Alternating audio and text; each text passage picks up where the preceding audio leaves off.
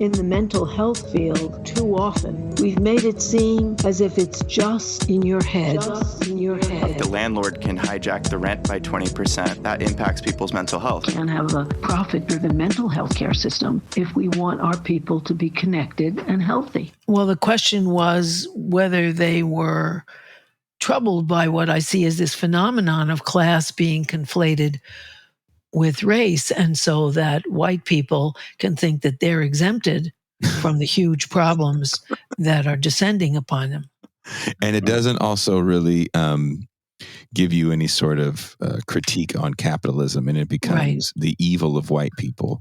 Like if you look at, Touré Reed was telling me this one day when discussing his students and the way they look at slavery. And if slavery isn't any sort of labor issue, and it's just the evil that white people do against the black people, and then it also makes black and slave like the same, almost like slave was an identity or something, which to me is like crazy. But it's insane to think. But that was a big reason for me to even start wanting to do this show. I mean, first of all, I started doing the show because it was going to be something for me to do in my downtime of touring and traveling all over the planet. Usually in what we call B markets, which are the less populated areas in a lot of middle America, even the middle of places like Canada and Mexico and Brazil and Europe. Getting to know these people that were definitely harmed by capitalism helped shape my view on the world and it. And I wanted to have a show that helped my people understand and kind of reinvigorate a tradition that Pascal and I think are trying to bring back of having a critique outside of just simply race. I mean, even if you look at the civil rights movement, the March on Washington, isn't the march on lunch counters. It's the March on Washington for jobs and freedom. Right. Mm-hmm. So, it was material. I mean, I think there was a piece, I think by Adolph Reed from a while back that was like, everything in the civil rights era wasn't this abstract like anti-racism. It was like about all the demands that like Black civil rights leaders and all the participants in all the marches and everything like had really specific like material demands that were like affecting everyone as a racialized group, but it wasn't like, but it was about like, we as the racialized group want the material, like here's the demands that we want. It like, which is a thing that like now it's like almost, it's just become so abstract, I think, for a lot of people where like there often like aren't material demands or analysis really even hinged to the ideas. It's just sort of like this, I don't know. Yeah, it depends on where you're listening or looking for the conversations. But I think in a general mainstream sense, it's like what is even being talked about? And stuff gets real performative. Like I was having a conversation with the people I'm staying with in the lovely Central Coast of California. It does. Hey, you're right up the street from me right now. Yeah. What it reminds me of is the book, The Great Wurlitzer, which documents how, with big money from the FBI and CIA, they intended and quite well succeeded in perverting the women's movement with Gloria Steinem, prime CIA agent in charge, and the civil rights movement into a gender-only women's movement and a Black power movement instead of a people power movement, and that it was directed by the CIA and FBI against class. And I do remember from my feminist history an early meeting where Gloria Steinem was saying that we are all in the same boat, and the head of the welfare moms stood up and said, well, you're first class on that boat. I'm in steerage. We're not in the same boat. Our experience is really different. And a lot of people clapped because the attempt to allow class to be ignored was painfully successful, and we do have to undo it. And so I applaud that you're doing that. I think one of the things that it's important for me to really conceptualize in this is that how this is a consequence as Dr. Harriet was saying, of a particular shift in American political discourse and thought away from rooting the problems of society in political economy. And that one of the main reasons that is that, in the post-civil rights Cold War era, with the persistent belief that the threat of, communist in the Soviet Union threatens the United States' ability to function as a capitalist empire, the need to kind of move away from having politics, particularly black politics, feminist politics, or other politics, which people now call identity politics, away from challenging capitalism, I think is typified by the development of things like postmodernism in academia and other types of concepts as well that start to root the suffering of people in quote unquote culture and their narratives and ideas, as opposed to the structures that actually facilitate large parts of the suffering. I think one of the things I remember, I had actually posted this on social media, and it was fascinating to see the reactions I got. I asked the question: if slavery was not profitable Yeah. to Western capital, would West Europeans have brought Africans over to the Western Hemisphere? In other words, if the African enslaved simply just died, as it was believed that Native Americans in the Caribbean had died when they were, would the Europeans have just consistently brought them over to see them die? And there were a couple of individuals who were saying, well, maybe, because their belief somehow was that the transatlantic slave trade was about something else besides economic development and aggrandizement of European empire.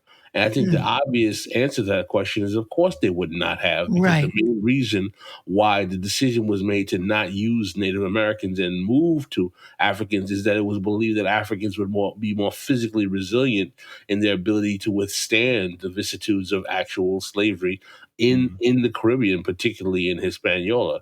There was a very famous Spanish priest named Las Casas, who was the first to advocate to bringing African slaves, because he realized that Native Americans were dying and could not withstand the illnesses that the Europeans were actually transmitting to them. So there was another factor too, and that's that indigenous peoples shared a language and a culture, and so had a solidarity and often committed suicide rather than submit. Whereas if you take people from their varied countries with their varied language and bring them to an entirely different territory, they're easier to enslave. Right. Well, the larger point that I was trying to convey was that it had become so difficult for certain, particularly younger Black folk, to understand that slavery was about economic extraction for the purposes of growing wealth and empire, because they were focused on this notion of the sick, torturous kind of demonic evil nature of white people. And what I find is that one of the reasons in which racial discourse is stuck in this posture of focusing on black trauma and suffering is that the aim is not to actually necessarily resolve the problems of Black people, but to actually create a certain kind of capacity to say, this is happening because white people are evil. And my position is that even whether we agree or disagree that white people are evil or not, which I don't believe that they are latently at all, I believe systems can be evil. I don't believe people are genetically evil at all. If they are, what good does that get to do in terms of actually resolving the problem, to simply say this is happening because they're evil? And what we realize is that no one is saying this because they want to resolve the problem. They're saying this partly, one, because they want to have the moral high ground in saying it, and two, is because some people want compensation for being able to make quote unquote whiteness capable of being equated with guilt to get those concessions that I talked about early on. And this is why this particular posture is what I call a class politics, that racial grievance has become a class politics, because it's not really about solving the core reasons why Black poor and working class people disproportionately suffer. It's about Black shattering class and literary figures who are promoted by the liberal Democratic or liberal apparatus, the left flank of capital, to be ventriloquists of Black suffering in order to aggrandize themselves and increase their notoriety and compensation for speaking for people who are at that present moment not from their class, but because they seem authentic because they are Black, they can be those ventriloquists. And a perfect example of someone who weaponizes this politics the most, who was recently in the public sphere, is Ta-Nehisi Coates. That's just what I was thinking. Yeah.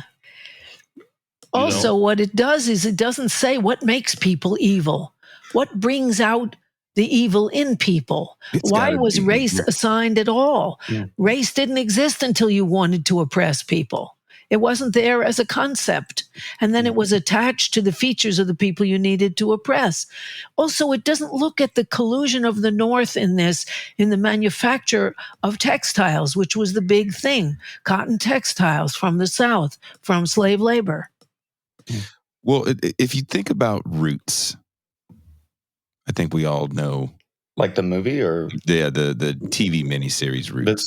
Right. Alex Haley's novel. Like Kunta Kinte and stuff like that? Kunta Kinte. Cutting off his feet. Or his foot. Beating him till he says his name is Toby. Watching that trauma, and that was in the late 70s. And it actually, that show actually went on throughout the 80s and different kind of, I don't want to say spin-offs because they had like Roots, the next generation. You want more of this? We'll give you more. Look, it's them in the 50s with Jim Crow. And then you look at movies like 12 Years a Slave. I would even throw the Django movie in there. It's all sinister white people being sinister for sinister's sake. Yeah. And the evil is with an occasional good white thrown in. Got to have the good white thrown in because that's the only way you can get free as a Black person is the good. And then that kind of, I think that also, this is a whole other side thing, but then it's just like, I want to be the ally. Because I think something probably a lot of white people struggle with was, how do I be a good ally and stuff like that? So it's like, that guy, he's like, he shot the slave master in the head. So like, I want to shoot the slave master in the head or whatever. But it's like not, again, it's so like abstracted where it's like, but how does this even translate to like how?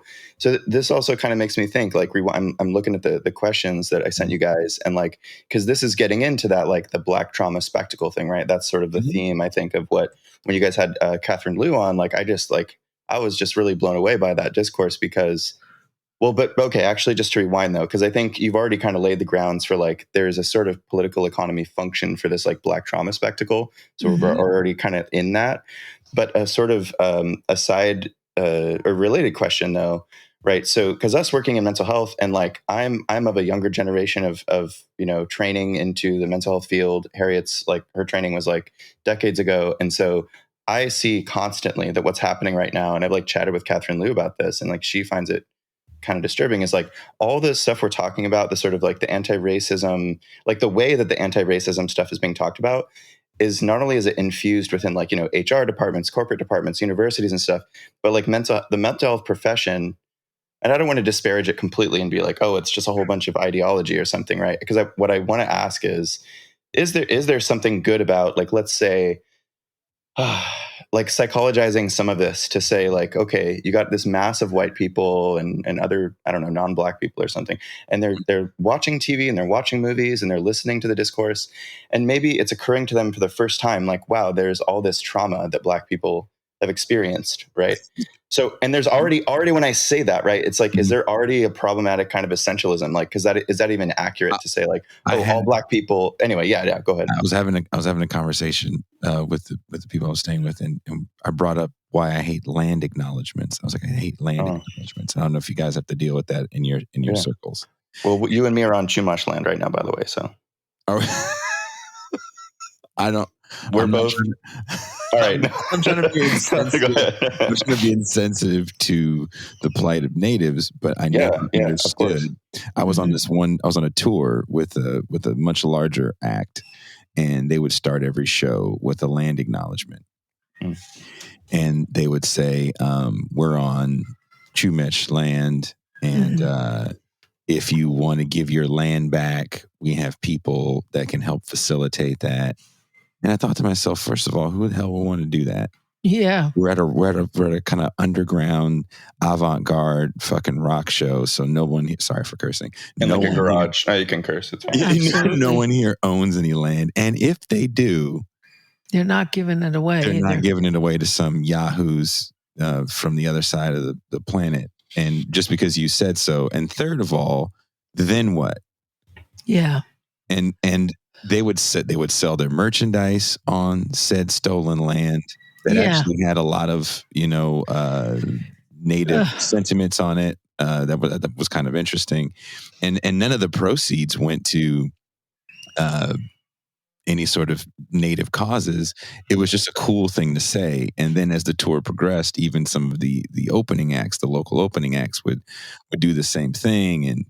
And then it just kind of felt so performative. It is. But is that? It is. Yeah. And it's very much the conflict between Malcolm X towards his later years saying it's not just color.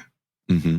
We all have to get together as a class, and just before he got shot, and Martin Luther King doing the same thing just before he got shot. And that whole difference between Malcolm X at the end and Elijah Muhammad, who made this black evil the issue for the, for the black Muslims, that they really captured that difference that you're talking about. Well, but this trauma question though, right? Because I see the connection. You just jumped from I was asking the black trauma thing, and then because it's interesting. What I'm hearing from that is you're implying, well, okay, let's also talk about indigenous trauma stuff, right? If we're really going to trace back the amount of violence and suffering of colonialism and the slave trade and stuff, right? Because that's the other difficulty. It's this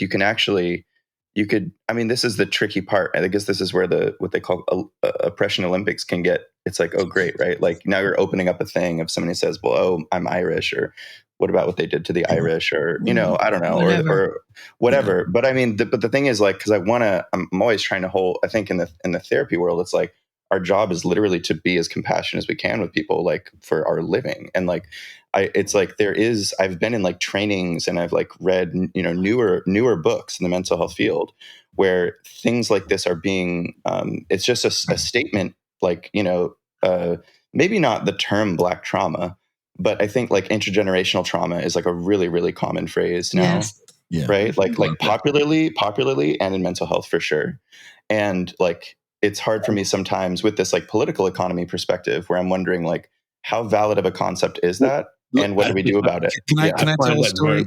Can I tell a story real quick about my time? And I'm not a mental health professional, but I definitely did work with the unhoused.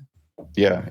In a facility that we were only taking in people with severe mental health problems and older people. During the first parts of the pandemic here in California. With it's called Operation Room Key, for those that don't know, that got rolled out, where all these hotels that were vacant, not all hotels, but a lot of hotels that were vacant were getting occupied by the counties throughout California, and homeless people could stay in these places, and they were usually run by not the county, but run by nonprofit organizations. And I got a job with one of these nonprofits at one of these shelters. And one of the things that hit me was a lot of the people that worked for the nonprofit came from prison. Worked with a lot of murderers, a lot of guys that were locked in for 20 plus years. And sometimes they would know the people in the facility from their past life. And there was a handful of young children in there, very, very small amount. And one of the kids, or two of the kids, their mom, one of my coworkers who had been in prison for some time, 20 some years, had known the kid's grandma and grandpa when he was out running the streets. And the stories that he would tell, and not in a cool story like when I tell you tour stories kind of way, these tragic stories that he tells of being around these kids' mom when she was a baby and they were all getting high and like robbing stores, and finding out that one of the kids who was 12 hadn't been to school since the second grade. Jesus. That's generational trauma. And none of these kids were black, by the way. Yeah. And it was trauma on another level that I couldn't really wrap my head around. And I am a black person from the urban inner city. I was born in Oakland, California. I grew up in Richmond, California. And a lot of my life has maybe some of the stereotypical trappings that people want to use as some sort of authentic black experience. Drug addicted parent, getting the lights turned off. Like I get that way of life, but even these kids' lives was beyond my comprehension, because I couldn't understand having a grandmother that was still strung out. Damn. And living in a car. Like these kids lived in a freaking car by the train tracks before COVID. COVID got them in a shelter, got them a house. COVID got them in my facility, and the first thing I wanted was, well, you got to learn how to read, brother. Yeah. And we got a school program for them. We got books donated, and it was fascinating to kind of think about that for a second when we talk about things like, well, this trauma is generational, as I'm in a nice restaurant with a bunch of my black friends that all have college degrees. Right. They didn't even live my life. Yeah, but you have to say, what kind of society throws children away like that? What kind of family system do we have that abandons children to somebody who got knocked up? Wait a minute. What's going on here on every level? But to abandon people on that level. But the crazy thing to me too is like I'm actually slightly hungover, so I don't even have the capacity to like really get into my trauma story. And we're not, obviously that's not what we're here to do anyway. But I have a crazy ass trauma story. Yes. I'm a white guy.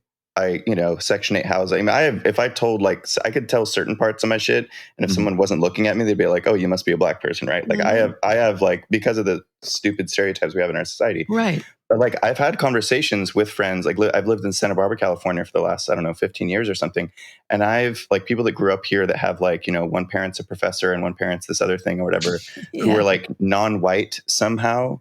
That like we've been in conversations where like they're talking about things. I'm just thinking back. I'm just like, you have no idea what the shit's like in my head, kind of. And it's like I can't, kind of, because I'm a white guy. They'll just be like, oh, well, shut the fuck up. What do you know, right?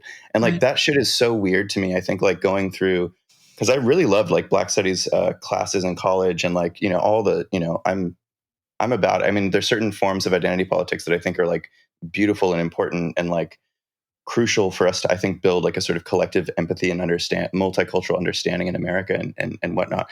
But like the way that kind of thing, I think what we're maybe naming is like this sort of intergenerational trauma thing can become this super weaponized, like interpersonal and class politics thing. Maybe that Pascal, I don't know if that was what you were maybe going to comment on a minute ago, because you were saying that earlier, I think before we hit record, right? That some of the race politics stuff ends up serving the function as a class politics, in a way, right? I mean, Adolf Reed, I think, is like most known for like writing about this a bunch. Yeah, where it's like suddenly there's a class analysis that's emerging in a situation, and then someone pulls this thing to be like they like take it this other direction that like kind of doesn't apply, maybe, and like. Or maybe, I guess I'm getting vague with it. Yeah. But I guess I've seen that, I've experienced it, and it's just like, damn, that's really hard for us to like to have some solidarity if that's where that's gonna. Yeah, well, going to it's the go. But I know, denial. It's denial of class. And it's in this capitalist system, they've gotten away with that really long. It wasn't until 2011 that Occupy reintroduced that to America. Because from the 50s with the anti-communist crusades until 2011, that's a long time to deny exploitation and capitalism. It Well, really is. I think part of the problem that we have here is that what people are focusing now with, particularly with the disparities discourse, is that, well, how do you deal with the fact that Black people only make up 14% or 13% of the population, but they make up 50% of homeless people?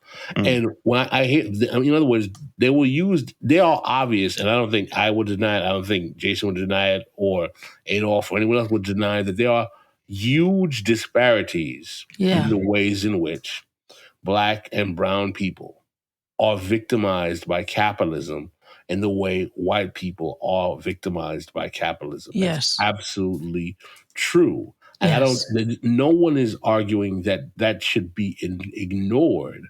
But those realities are rooted in political economy.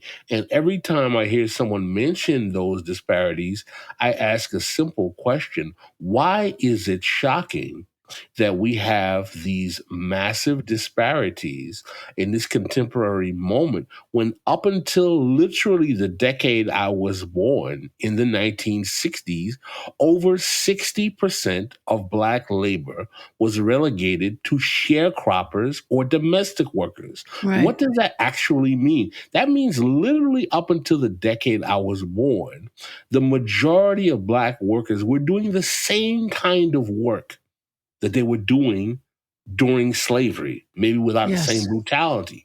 So what I'm saying is that if the American political economy throughout most of the 20th century relegated over half of Black labor to that type of work, why exactly are we shocked that after that decade of the 60s, when Black people transition into the 70s and the country is already in a period of massive deindustrialization. So all of those good middle-class factory jobs that were used to lift the white poor into the middle class during the New Deal are now starting to evaporate for everyone. And those sharecropper and domestic worker jobs are being made obsolete because of the changing of the economy and the introduction of technology to make that work obsolete.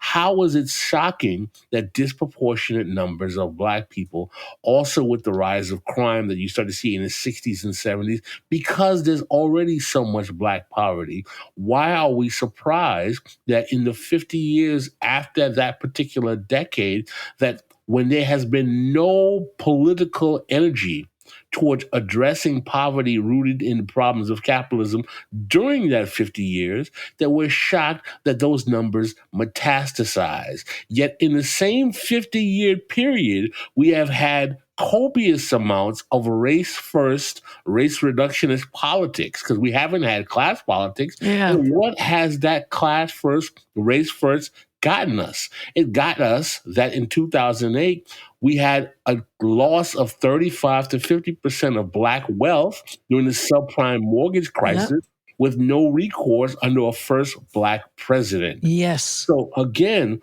if we're going to talk about how the legacy of all this historic trauma is the reason that Black people are poor and suffering, how is it that one of the greatest causes of Black wealth loss doesn't even come from Jim Crow or the legacy of slavery? It comes from something that happened less than 20 years ago.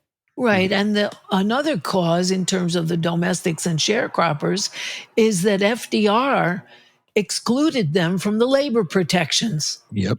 Domestic work and farm labor. That has a complicated history as well. That's obviously true. But one thing you have to realize is that there were more white Southern agricultural workers that were affected by the exclusion of Social Security of labor than Blacks in aggregate, because there were larger numbers that were in that work, but only because there was a larger portion of Black labor that was in that position that it had a disproportionate effect on Black labor. There were definitely large parts of the New Deal that disproportionately did not include Black people into the capacity to benefit from, to the same way as whites were lifted into the middle class. There's no question about that, because particularly Southern domestic labor, because blacks largely were in the South, wanted to keep them relegated to those poor types of jobs. Right. But at the same time, we have to realize that even the New Deal was something that was celebrated by certain segments of the Black community because it did increase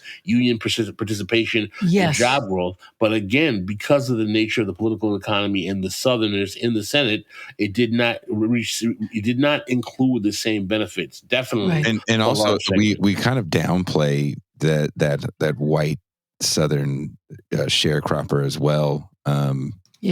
If you think about from a music perspective, and I'll probably talk about this a little bit, music, it's how I relate to a lot of this stuff. Yeah. The outlaw country genre that really blows up in the 70s comes out of white sharecroppers that pick cotton. Yeah. Tammy Wynette, Stand By Your Man, Tammy Wynette picked cotton growing up. Right. These are all, if you look at modern rappers and their criminal pasts, they didn't really have criminal pasts the way we want to think they did. Me and Pascal were talking about this the other day. He was like, Run DMC went to college. They rapped about going to John Jay University. Compare them to your country counterparts, where a lot of these guys were extremely uneducated, extremely violent. They shot a lot of people. They shot a lot of, and this is post-fame shooting people. Damn. Because they literally came from these effed up environments that they didn't want to go back to. But that's a story you don't really get told, because it F's up the narrative of the Negro made good out of the hood hip hop story. That's right. What I've heard a lot of when you bring up those things, or just like the white poor or something. Well, I mean, two main things. One is, I think in the sort of professional anti-racism world, they'll be like, yes, there's white poverty, but here's all the ways you need to acknowledge your white privilege. Still, they're still just like they'll just like stop you, kind of just like shut the fuck up and acknowledge that you have it way better than everyone else. Or you're fired or whatever, Right. or there's this other one that I think this is an interesting. I mean, I think this is worth exploring, but like the sort of a certain part of the left that will say, what is it? It's something like there's really no such thing as a white working class. Like, I forgot if that's like a phenomenon idea or whatever. Well, no, not so much. If you think more like, I guess am I trying to steel man it to be nice or whatever? It's like if you just think of like, okay, black people were like torn from the shores of Africa, indigenous people were enslaved, everybody that we call Latino that's like undocumented and an immigrant, all these things where it's like, well, where'd white people come from? They're these like, we are these like settler colonial type people, right? That we're actually like always, I'm trying to think of how the narrative all white goes. People are from the aristocracy.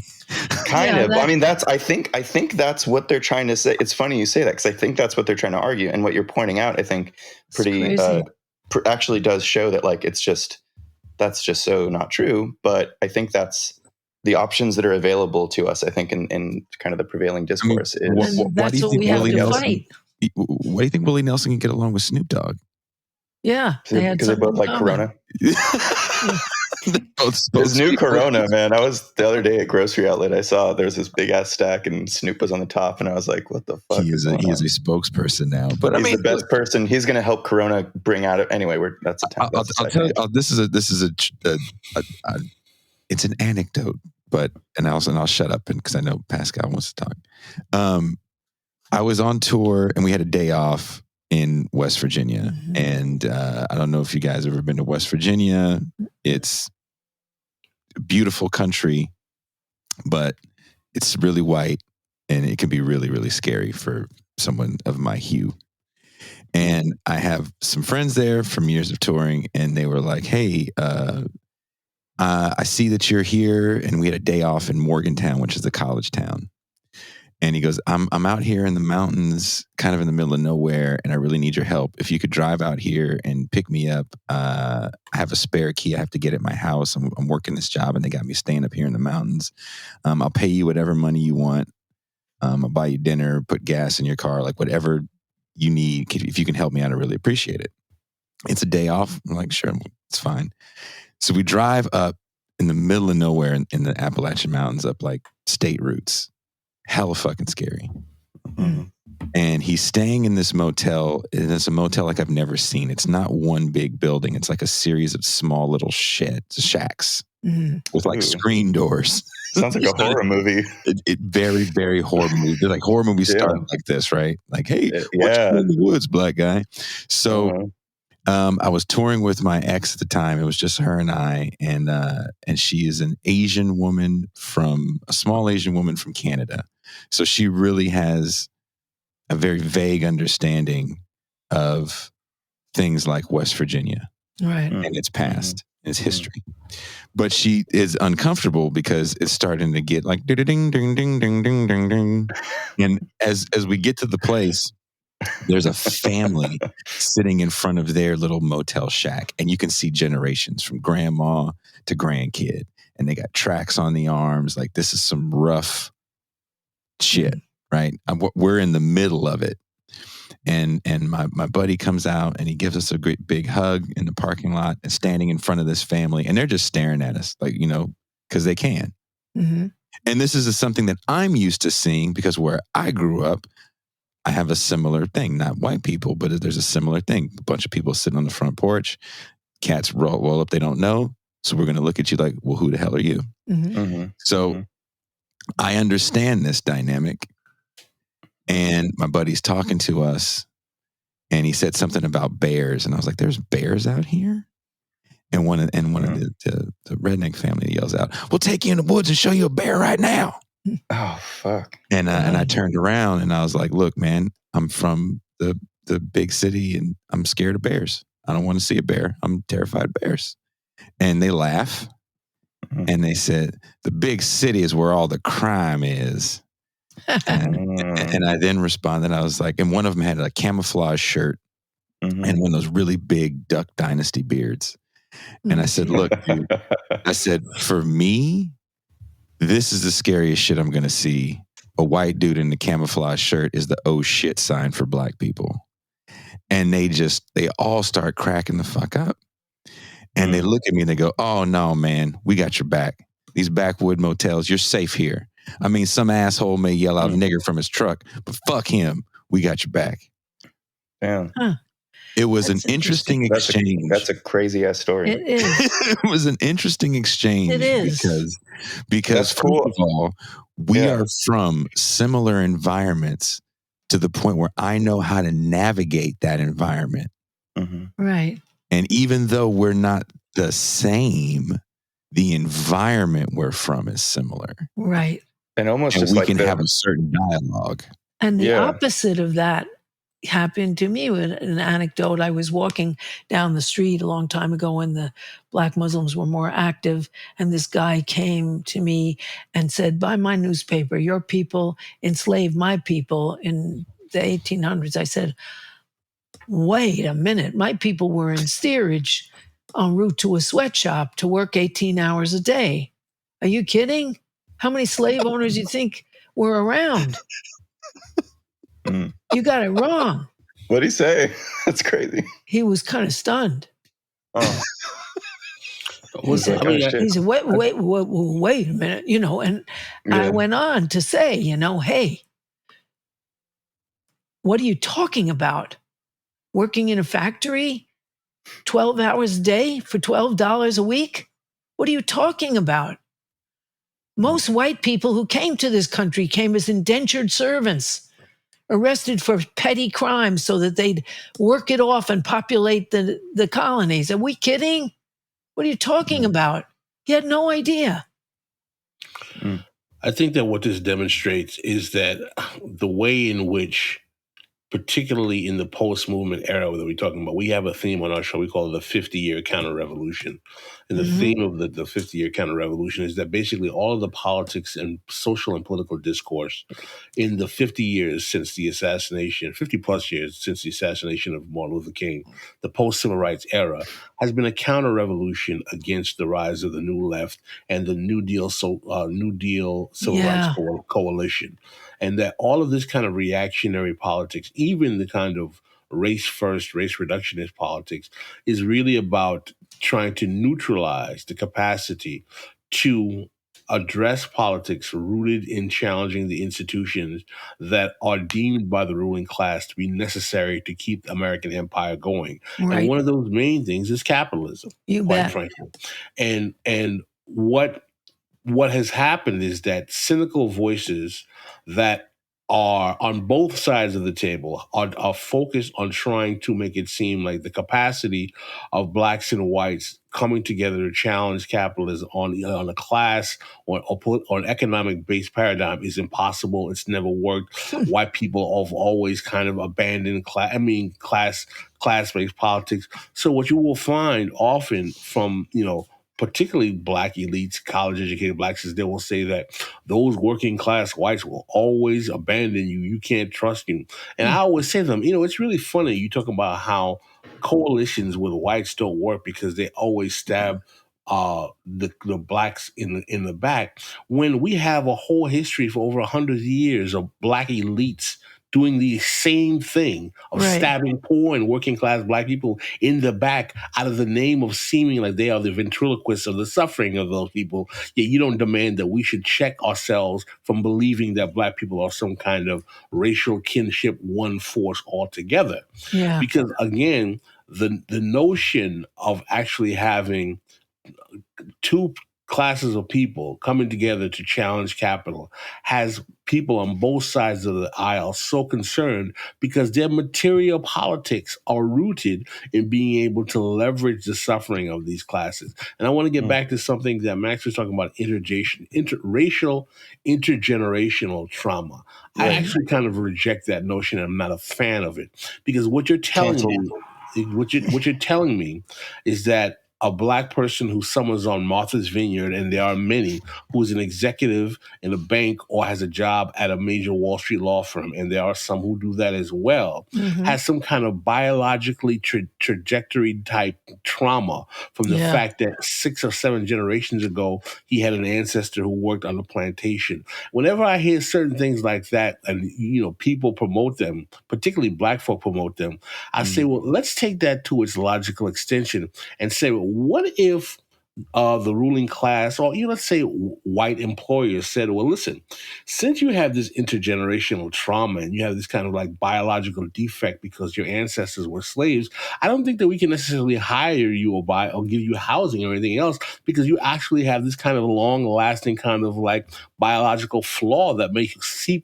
pop up in the workspace and make it difficult for us to be able to necessarily deal with you. So everyone has that. I mean, let's just look at the Constitution. 6% of the people could vote. They had to have property. They had to be white. They had to be male, and they had to have property. What are we talking about? Aren't they traumatized? Yeah, I mean, the thing is, that's another thing as well. So why is it exactly that blackness is something that, quote unquote, has the particular ability to convey this intergenerational trauma, but no one else does? Is there Hispanic intergenerational trauma? Is there Native American intergenerational trauma?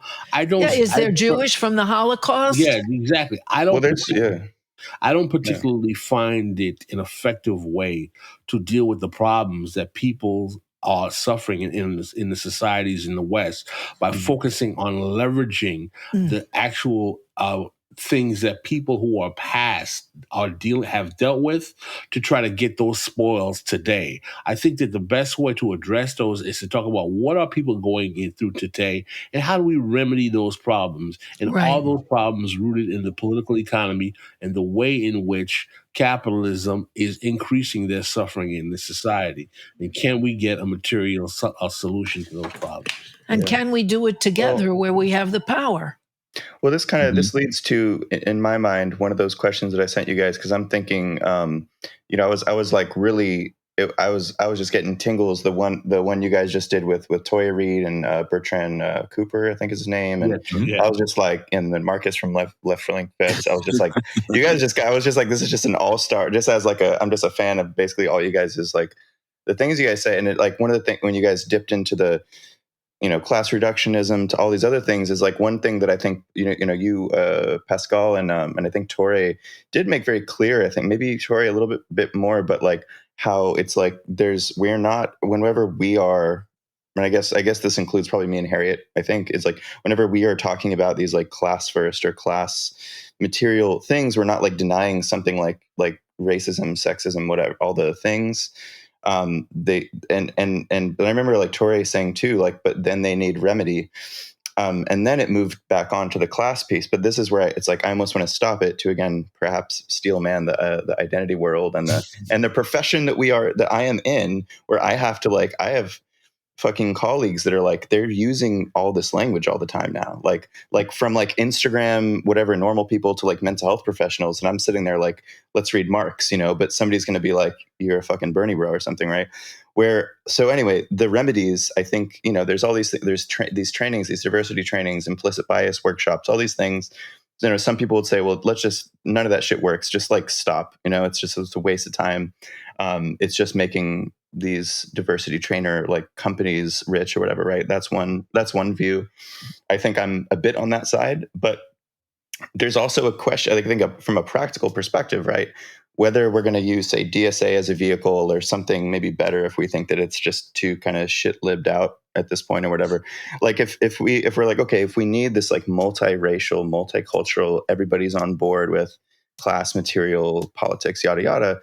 There's also the question, like, how do we work together, And like, from what I've heard is, this term microaggression, I do think it's overused, but like there's shit where sometimes I could imagine, I don't know about for you, you Pascal and Jason, like speaking for all Black people, obviously, but like, if you're in a room, if you're in these things and then like somebody does some shit, if there's some shit that's just like, wow, that's like, it's just a hurtful thing. Like that what people call the implicit bias thing, right? Like the white lady pulls her purse away when the black guy walks in the room, or men doing this thing of like talking over women every fucking time they're trying to talk, or whatever, right?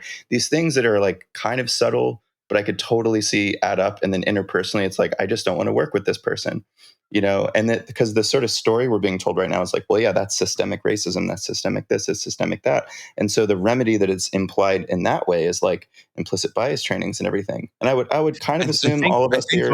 Yeah, go ahead. All that stuff. Look, let's take it back to what you guys do in therapy. And when I'm in the shelter, they had a group.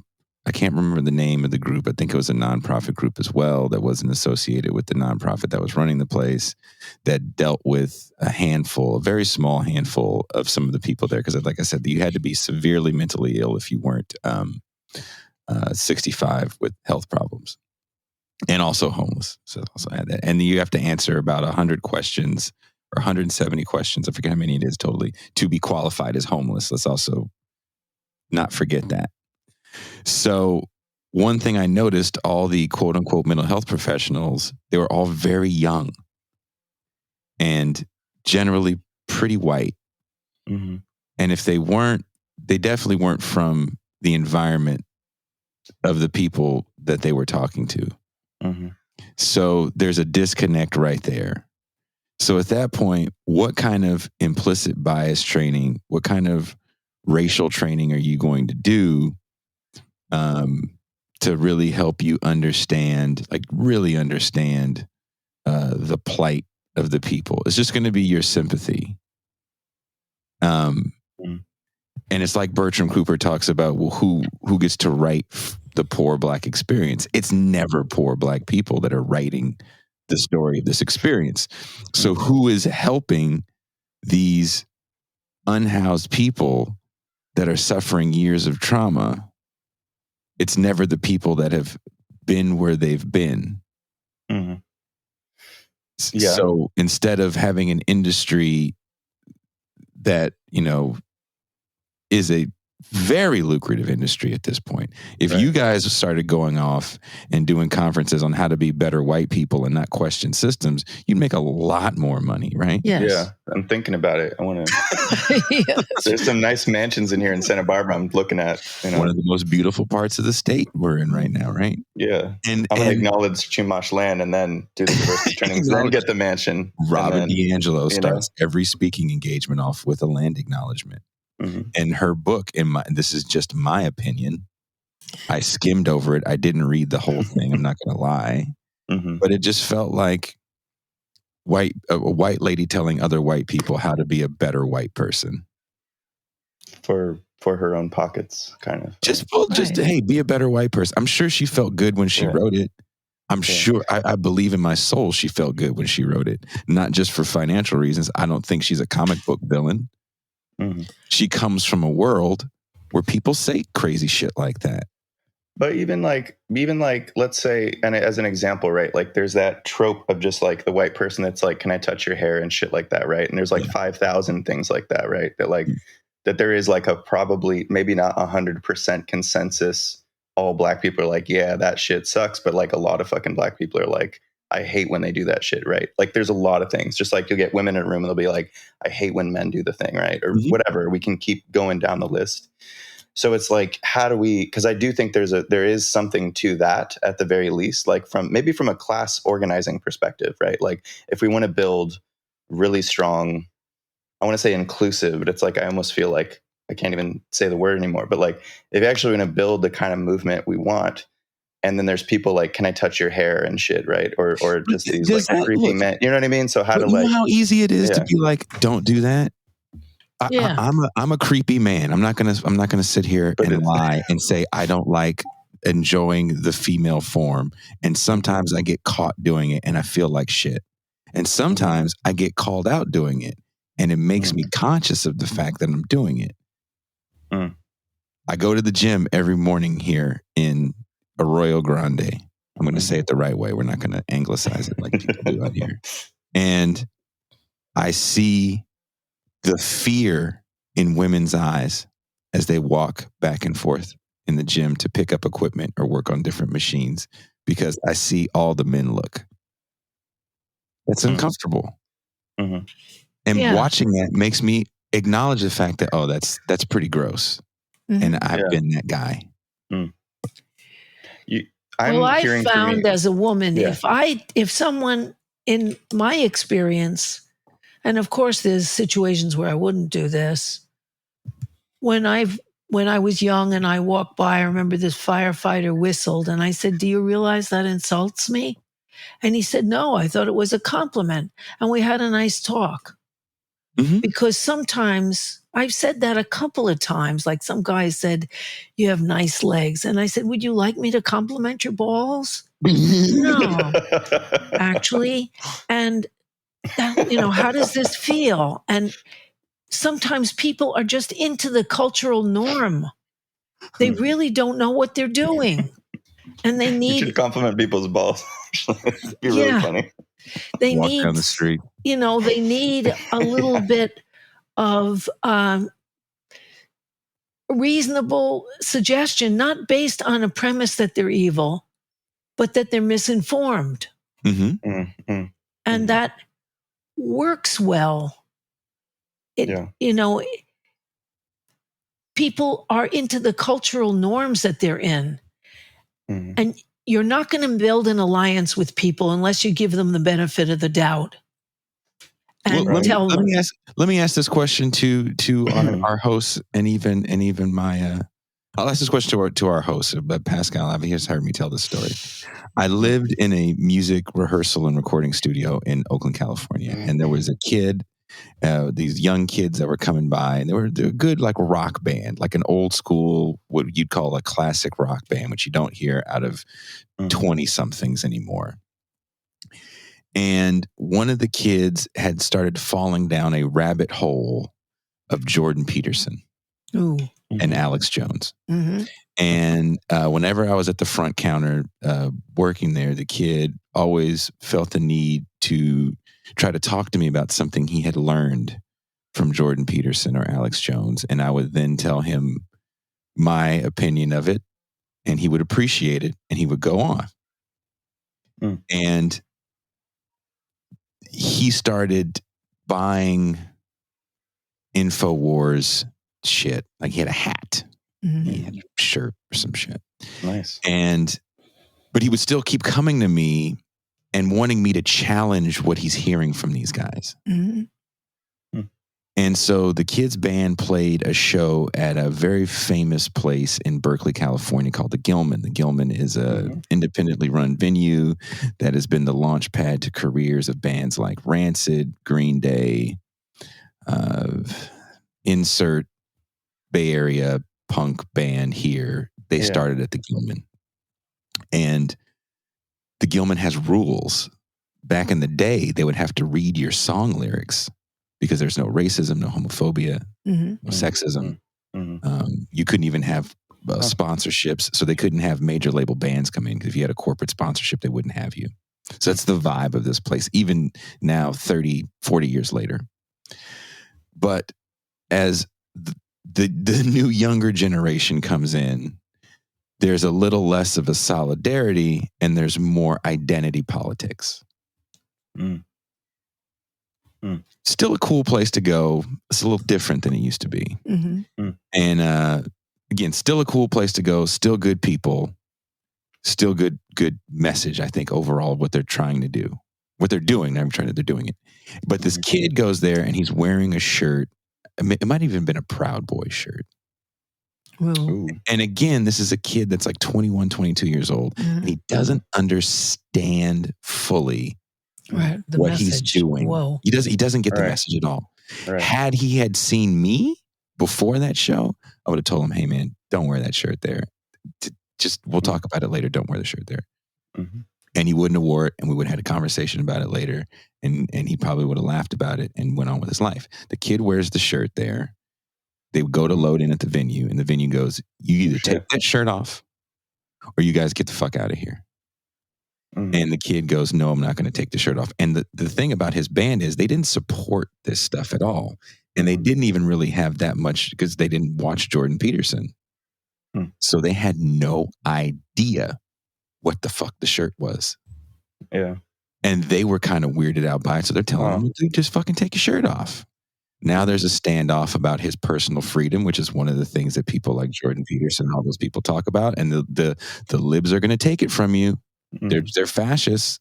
So he's not going to stand down. They tell the guys, get the fuck out of here. You can't play. It was a big show for them. That place does fill up. So they don't play the show at the Gilman. The next day, one of the people posts the guy's name and where he works on social media and say, let's get this Nazi fired. That kid, within a few weeks, was living in his car across the street from the studio in the homeless encampment because he had lost his job. Now, that's a radicalizing experience for him on the other side. Yes. Right. I would go full Nazi in a minute if that, you know what I mean? Right. It's hard. Yeah. Because you're like, who's going to catch me now that I've fallen? Who's going to catch me? And then the like actual Nazi type dudes are like, hey, we've been through that too. These people, you know, we know what they're like. Join us. There was a bit of a Nazi contingent in the homeless camp that was across the street. It was broken up. But because the benefit of the doubt that that no one is better than anyone else and that we're in this together would have meant an explanation. Do you realize what that says? Yeah. Like some kind of conversation. Yes, because that's another person. Yeah. And like, hey, man, can't do that. I'm a bourgeois woman in many ways. But when I worked with addicted, homeless drug addicts, I got along very well. And my supervisor said, why do you get along well? And I said, why I don't get along very well with some other people, because I know they're not better than me. And I know I'm no better than these guys. So we get along. We're people.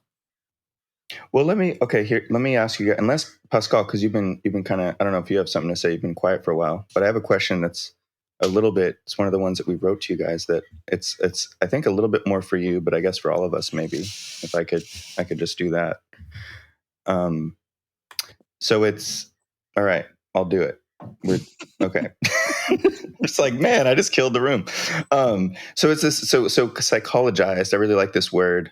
That like what you think, Pascal, and then anyone else, like why so much like activist discourse and culture on the left became so psychologized, like these terms like lived experience, microaggressions, intergenerational trauma, right? Because like that didn't, I'm assuming, Harriet, from your when you were in the like, I don't know, We you had left none of that. 60s, 70s, none of those terms were used. Nope. I'm sure there were like maybe some things that were like, what's the like thrashing, or what was her name? A feminist. It is kind of what we would call canceling or call it. I'm sure there were like interpersonal things that were going on, right? Yes, and there were some people who were biased against half the population that had a dick. Right. Yeah, but like now there's like this whole vernacular, and you're also like kind of supposed to know it. Like it's almost, there's an assumption like you have to know if someone's like, oh well, that's, you committed a microaggression. Like you're actually sort of, to be in the club of the left, that you actually have to know the terms. You have to like agree with it. It's like a valid concept. You have to like kind of, it's kind of nuts. And like, and it's, again, I'm not like 100% shitting on the whole thing and saying like all of this is totally stupid and useless. But I'm curious with like your analysis. But your analysis, Pascal, just because from what I've heard, the way you talk about, right, that 50-year counter-revolution and all of that, like all the time, and your political economy analysis, like how did this evolve? This like very psychologized, because these are all psychology concepts, right? These aren't political concepts, but then they've been made to seem strictly and purely and strongly political. But there are things going on inside people's sort of heads and hearts, and then that becomes the sort of the starting point of the politics, I think, in a large. Where do you think this came from? I think this comes from the way in which psychology becomes a kind of go-to way to address problems of people's lives, starting in the 80s. There's a really good book by a woman named Janice Peck who talks about Oprah Winfrey in the neoliberal age. I forgot the actual title of the book, but she talks about how one of the values of Oprah Winfrey to kind of American society from the top down is that she transfers the problems of people from actually being rooted in political economy and systems and structures and rooted in themselves and the fact that they need to be somehow therapized into a kind of way to deal with their problems because the defect is with them. And I think that once we relegate the problems of society to psychotherapy or psychiatric analysis in that way, it roots the problem in the individual, divorced from the actual systemic structures that address it. And I also think it's part of the move that combines with postmodernism as well, starting with in the 80s to kind of really kind of effectively move away challenges to capital and the ruling class and start rooting the problems into individual personalized experiences and defects and problems of people without looking at systems. But then you have another thing that happens now today is that there's the term systems, like in the same discourse, I'm hearing terms like systems and structures and stuff be used a lot. And I guess in my view that it's still within the same individualistic and psychologized framework, but it's like thrown in. Does that make sense? Like, do you guys come across that where it's like blah, blah, blah, blah, blah, but it's systems, it's systemic racism or something, but then it actually still goes back to like a sort of, a non-class analysis and a sort of psychologized. I don't know if I'm making that up, but it's something that I've come across a lot where the terms that are almost getting to the problem being used, but without the actual analysis. Does that make sense? Yeah, but I mean, I think the problem with the whole using of the system is that they are actually not talking about the system that generates system. all of them, which is a capitalist system. Exactly. Right. They're not talking about capitalism. They're talking about it in a kind of amorphous kind of overall way. And they'll say the system replaced demand. The system replaced the term the man. Well, there'll be like the system of white supremacy, right? Like, so all these systems oppressing us, such as white supremacy, such as patriarchy, such as they're not looking at transphobia. economic systems, at political economy, because the trend, which we're in our very small way trying to combat, and it's not just in your head, is to try to prevent a mass movement in the United States, because the mass of people are suffering, no matter what their color or what their race or what their religion or what their sex. They're suffering and they're dispossessed and they have no future and their dream is dead. And they don't want that out, that the declining empire is screwing them all. And so we need to revive that. So you say systemic racism instead of the man, right? Yeah. Mr. Charlie, whatever you want to throw in there. Mm-hmm. To me, that's just my opinion. That's what it comes off to me. Would you agree, Pascal, or you don't agree?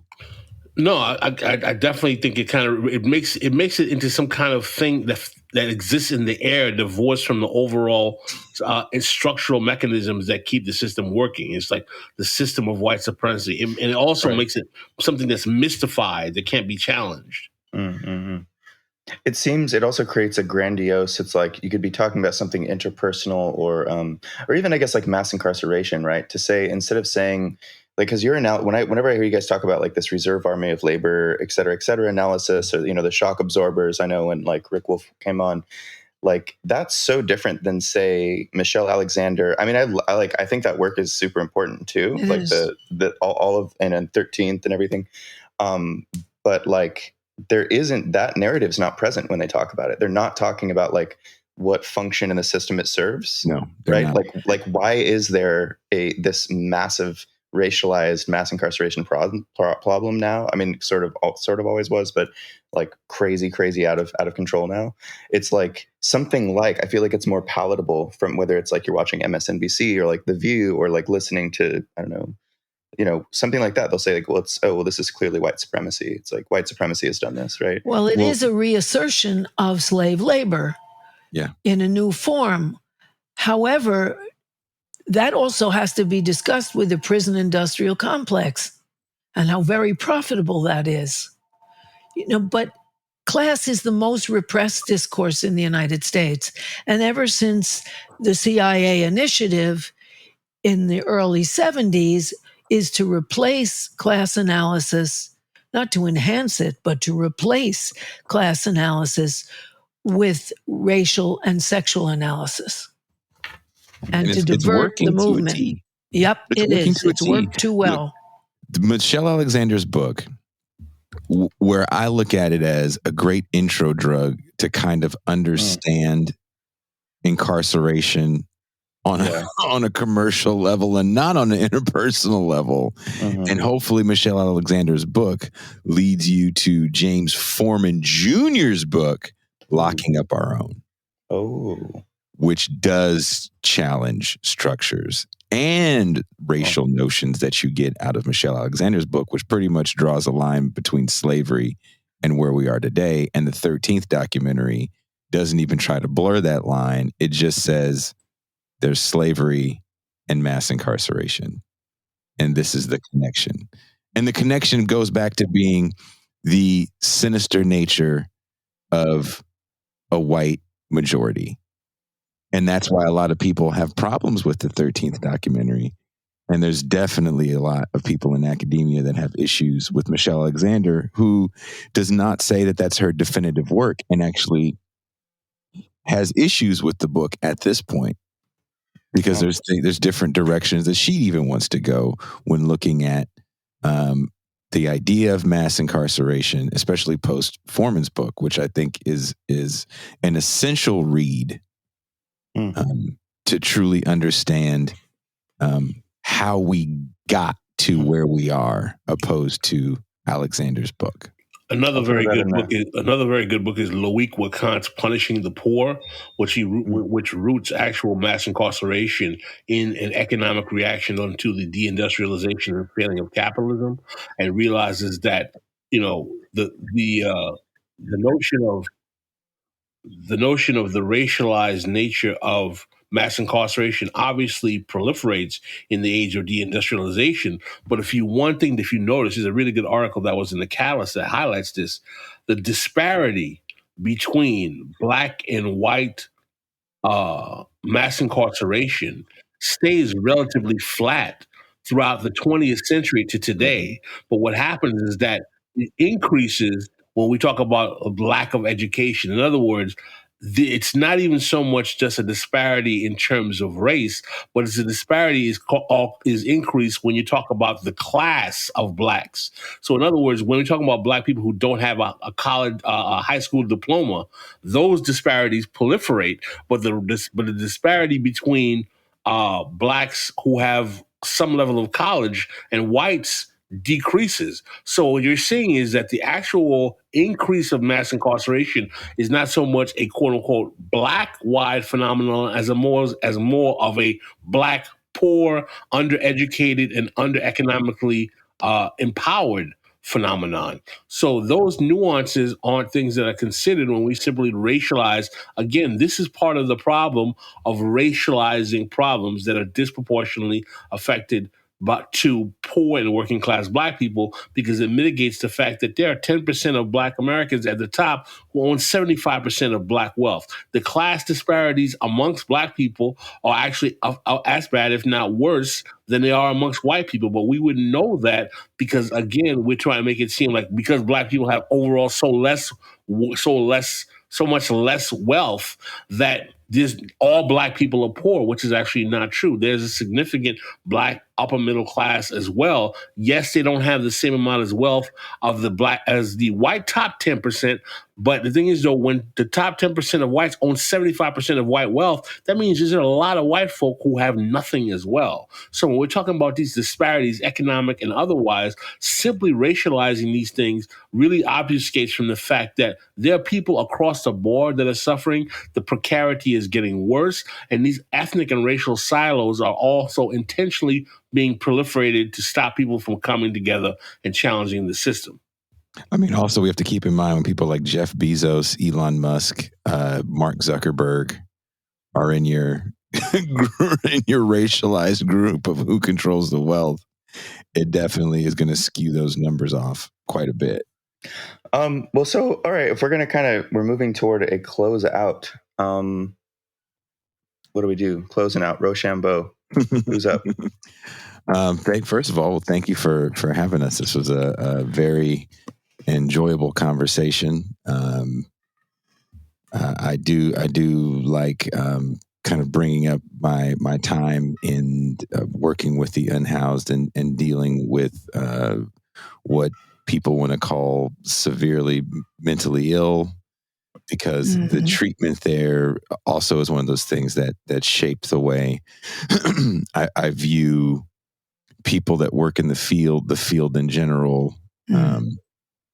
To expand on that conversation and really show, like capitalism's effect on the way we look at that, especially in the era of defund the police, and we just need more mental health professionals. Seeing it at a very low level, it showed me like, well, people are going to treat it like they treat everything else. You're not going to get their best, and I think the idea, people think that crazy qualified, highly skilled psychologists are going to come out and talk people down from having episodes, and it's not that. That to me is that's a whole episode kind of conversation to me too, because I do think that's been a troubling trend, I think, in this assumption of like, oh, we just replace cops with social workers, and like not understanding the degree, like this, maybe we could even do this as a whole thing and just kind of interviewing you about that or something. And then maybe even having just I think a broader discussion about homelessness, unhoused, whatever. Sure. And like, because all the things around that too, because sometimes it's like, oh, let's throw mental health services at it. But it's like, you need like a supportive housing system with social workers, with casework. I mean, you actually need like so many things, and then like psychiatrists. And you also need basic respect for those for people as people, whether homeless or not. That's number one. Anyway, I should go because somebody's been trying to call me too much. Okay. All right. Okay. Nice to meet you, goodbye. Wait, I muted her. Well, how is it? You just Thanosed her. You just Thanosed Harriet. I'm not trying to silence a woman. I mean, guys, come on. Don't. You Thanosed her. You did even more than silence her. That was beyond you. Snapped her off the damn screen. Keep all of this. Don't you edit a goddamn thing. Liam, I don't know you from Adam, but if you edit this shit out, you are doing a disservice to your listeners. Yeah, Liam, you gotta because we gotta get the abuse on tape of this of Thanos. What is this Thanos thing? Thanos snapped Harriet. He Thanosed her right off the damn screen. I was in my goddamn defense. When I muted her the first time, I was just trying to, because there's that ruffly sound of like her, and I was like, oh, there's a mute button, and I can just hit that for like 5 seconds, and then it wouldn't unclick. So but they're probably going to come after me. So whatever. There's worse things that can happen. That's true. That's true. Okay, so those 2 books, we're going to put those in the show notes. We didn't actually ask you guys in the beginning. What the hell is your podcast? Why did you start it? Why should people listen to it? What do you guys talk about on your podcast? You know, this is for the listeners that have question. not heard you before. This is a Pascal question because he says it so eloquently. Okay. Well, the podcast is This Is Revolution podcast, which you can find live stream on YouTube on Tuesday nights, 9 p.m. Eastern Standard Time, Thursday nights, 9 p.m. Eastern Standard Time, and Saturdays, Eastern Standard Time at noon. You can also find it on your relevant podcast applications, Apple Podcaster, Spotify, SoundCloud. The purpose of our show is to basically introduce or reintroduce audiences to the notion that there are left politics and has been a history of left politics, not only in Black communities going back, over a century, but that political economy and being that as the root of the cause of the problems of multiple diverse communities in this country is something that needs to be addressed. And we're trying to basically find a way to maintain a conversation about global affairs, popular culture, and all types of things that American society deals with without subscribing to the normal kind of boring ways in which the left discusses these issues, and realizing that our goal is to really escape the cloud of capitalist realism that has us believing that this is the only option we have. So Jason and I have been working together now for pretty much about 9 months, going on a year. And, I think we've tried to put out a good quality of content of guests who discuss these issues in a way in which I think is not only interesting, it's captivated a lot of people's attention, and hopefully we're expanding our audience, and participating in a podcast like yours, I think will help us achieve that goal as well. So, Jason, I hope you think I did justice to the vision that you had when you started and introduced me as well. Look, brother, that's why I said that's a Pascal. Who has a Sorry, that's my first ever time trying that. I'm trying to be like you, Jason, and add these things in. I purposely didn't use the soundboard because I know you have that. You have Wait, like intro I'm music. so sorry. I don't know why it's still. And now see, dude, see what happens when you're not professional. Yeah, and more you know. We're gonna have to hire you. Oh shit, you have it just right there. It's with me at all times, man. Oh my god. Jason loves the soundboard. Even when I love it too. You just throw those little things in and during you guys' thing, and it's always so like it just adds a little, spice to it or something. Pascal coming on the show was a godsend for me. He also helped me not lose my mind when I had to take a little bit of a break. And he's definitely supporting me in the crazy situation I'm in right now. I learn so much from Pascal Roberts. We are not meet. Torrey Reed. Oh wow! He introduced you two together or something? Oh wow! He thought we'd make a good combination because I had been talking about starting my own podcast, but I was not really technically adept at all of how to get it done. I was debating, should I do a live stream? Should it be just audio? And Torrey basically said, "Listen, man, I have a guy who has his own podcast. You should talk to him. Maybe you guys can come together." And he suggested that in December of last year, we did our first episode together, and it just moved on from there. We've been working since then. Cool. Okay, so This Is Revolution podcast. Well, obviously, so we've said it enough times. Hopefully people will check it out. We'll put it in the show notes and everything. It's one of my favorites right now. I became a patron of yours. And yeah, I just get all the after hours bonus stuff. Yeah, exactly. And the new movie nights. I'm glad you're enjoying the show, Max, and thank you for being a patron and supporting our work. Yeah, of course. And any of our patrons who want to jump ship and abandon us for This Is Revolution, it's reparations. I wish I didn't. Sorry, I'm I don't even know you guys like this to make these jokes. You can make that joke. Look, joke if it's funny. Shut up if it's not. That's what I say. Okay. I'm around so many old white academics that at a certain point I'm like, look, I'm going to say outlandish shit and I don't care anymore. We were teasing Michael Albert last night. I feel like Patreon at this point is becoming like subscription services for streaming. Like I can't just have Amazon. I have to have Shudder and Documentary Channel and all this other stuff. So I refuse to believe that there's a person that's like, nope, I'm only giving $3 to one person. You know, this is just how we consume content at this point, because let's be honest, there's no true left TV station that I know of, unless someone knows of one, or media station that is going to enable us to do this at the level that we do it on without the support of listeners. So, well, we are, maybe as a sort of also closing thing, we are we'll more officially announce this soonish, but we're trying to expand our podcast to include more hosts soon, to and other sort of therapists, social worker, mental health professionals. And then we're going to try to do the, sort of prioritize POC, et cetera, kind of thing. Just so we don't have a cast of like a shit ton of sort of left white therapists, and hopefully not a stupid way, but to just expand the conversation. I think these conversations, when you have more in the room, it's like more fun. Like things bounce around more and stuff.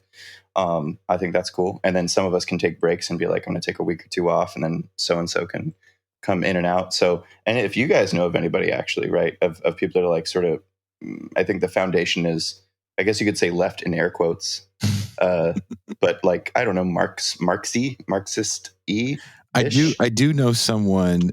She was actually a guest on the show, but she was a little shy. I mean, the show went for, I think, 2.5 or 3 hours. And this is before I was like really cut. I think we cut it for a patron thing, but not at the hard hour like we do now with Pascal. And it's an audio only thing. It's definitely up on the patron side. But it was, I think it's like Confessions of a Drug Counselor. And it's her. I may have seen that one. Yeah, you should listen to that. She takes like deep freaking dives into her look at the industry. She's around my age, and she's a quote unquote person of color. It's an Asian woman, but that was a great episode. I've been trying to get her back on. To kind of do a part 2, because she's been out of the industry for some time, but it's one of those industries that just stays with you. Yeah. She had a line in there. She said, "You hate," I forget if this was on air or not. She goes, "I hated the fact that I'm looking at someone and I'm trying to remember, are you the person that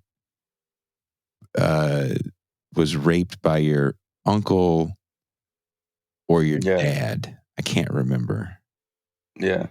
Yeah, we encounter all kinds of shit like that. Well, especially in community mental health, which is a whole other thing. But like, because I'm doing private practice now, which is a little cushier. I think Harriet's been doing that for longer, and like that's part of the pipeline. This is sorry, I'm gonna just a quick tangent thing. Is like they start you in school, they put you into a job where you don't get paid for a year, then they put you into working in clinics where they pay you nearly nothing to work with people that are like in the worst possible like at the bottom of like, you know what I mean? Like they're getting evicted while there's a court case coming up, and then this thing burnt down, and then the kids are taken away.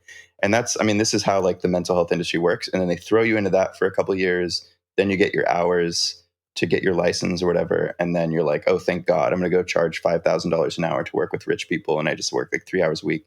And then you're just like, then you abandon everyone. And then the only people that are like really helping the people at the bottom in this psychologized mode, right, where we're like, that's how you help people, is you give them therapy and stuff, instead of like, let's raise minimum wage and 98% corporate tax rate or whatever we need. You just go like, oh, you just throw these like these students who were like, I want to help, and they went to school for psychology, and then you just throw them into these clinics where they're just like, I have no idea how to help people. Like none of the training you gave me can help me not get the uncle to rape the person or get the person off the street or whatever. You know what I mean? Like the actual therapy is like not going to do it. And not to say it's like not helpful. Obviously it's helpful. I wouldn't have gotten it. Everybody that's benefited from therapy knows like, wow, that like changed my life or whatever. But then you look at all these structural things. So anyway, yeah, that's the industry in a nutshell. And it is quite depressing. And that's my big beef about people that say things like, "Oh, we can just will you?" And we talk about that on the episode. So please, this is Revolution I'll check it out. This episode you can find online called "Confessions of a Drug Counselor." And okay, all right. And she definitely talks about basically what she thinks is going to happen is that you're just going to have counselors be police. And there's already situations where counselors act as police. Right.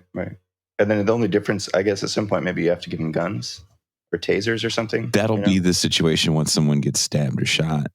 Right.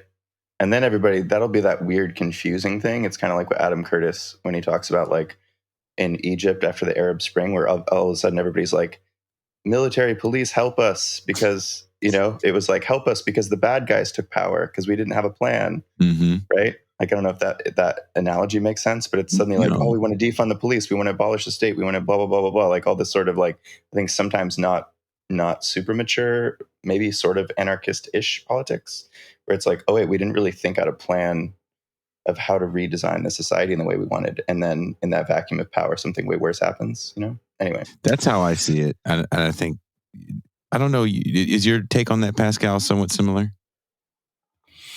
It's a tough nut to crack. I've never really been able to figure out exactly how these dynamics really cross each other over in terms of these systems. But I think that the whole kind of relegating to the initial point of relegating policing power to mental health or a therapist, I don't understand how people believe that that's going to be a solution to the problem, because you're just giving who has the monopoly on violence becomes a question for me, and who can dispatch it. And are you just transferring that over to someone who's supposed to be the therapist? That's kind of how I see it. And so if you're down to do a show about that, I'm definitely down to come back, and I can definitely see if my friend is down to come back as well. That would be really dope. I mean, because I think that's the crux of and also with defund the police, because we actually have never even done an episode on that. I mean, despite it being very kind of fever pitch, I think both of us like kind of don't know. It's not like we don't know what to say about it, but I do think there's like a lot of nuance that's needed in that conversation. But especially in this regard, because it's like at that actual point of crisis or crime or violence or whatever you want to call it, like, what do we actually envision as like the way that should work? And I don't think in most conversations there's any, like, I don't actually take seriously most of the conversations around it in most cases, most of the time, because it's like, I'm like, wait, what about this though? What about that? And then like, we don't have answers for that, So anyway, it's not like I'm against the whole abolition thing or whatever. I think it's like, yes, let's keep having that conversation. But anyway. All right, get out of here. Well, thank you. It was so cool to have you guys. It was so cool to have you guys on. Everybody should listen to This Is Revolution podcast. Well, hopefully we can bring you and Harriet on. That would be cool. That'd be great. Maybe we'll do the defund the police episode with you and Harriet. Yeah, and the other thing is, I'll say, listeners that haven't listened to This Is Revolution podcast, I think it's like one of the most beautiful mixtures of, like the actual content is so deep and so much food for thought and such an like intellectually rich set of analyses, and you will laugh a lot because Jason's really funny. I think Pascal, I don't know if you think of yourself as funny, but you guys say the funniest shit, and like, and then you just go into like a banter about stuff, and then you come back like into this political economy analysis that I'm like, how did they just like, how can this analysis be so much fun? So anyway, you guys do it. I can't do a show that's not fun, because when the left stops being fun, then no one wants to be part of the left. Yeah. It's okay to be fun. All right, guys. I hope you have a great rest of your Friday and your weekend, and we'll email and stuff later. Yeah. Because I might be coming down that way soon, so we'll email. Cool. All right. Peace.